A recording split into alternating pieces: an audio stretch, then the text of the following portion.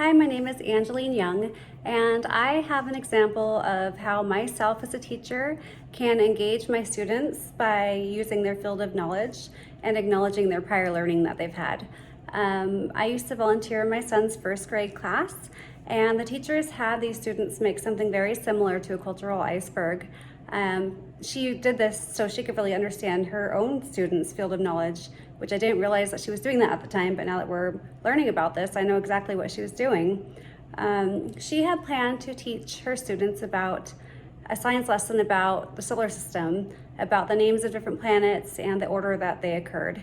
And she remembered that on one student's cultural iceberg that he wrote that his dad was a scientist and he had a telescope at home, and him and his dad would look through this telescope together and learn all different facts about the different planets. And so this teacher asked her student's dad to join in on the classroom one day, and so that the dad and the son could teach the students everything that they knew about the planets. And they also shared some photos that they had taken through the telescope.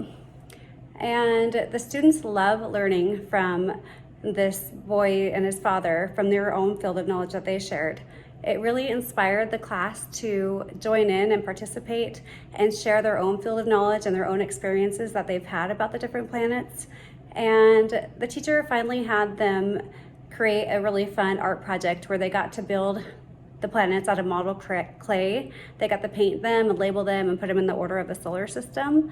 And this was a really fun, creative way for the students to learn, and it really inspired them to learn from each other. And this teacher really showed me an excellent example of how to use her students' field of knowledge. Thank you so much for listening.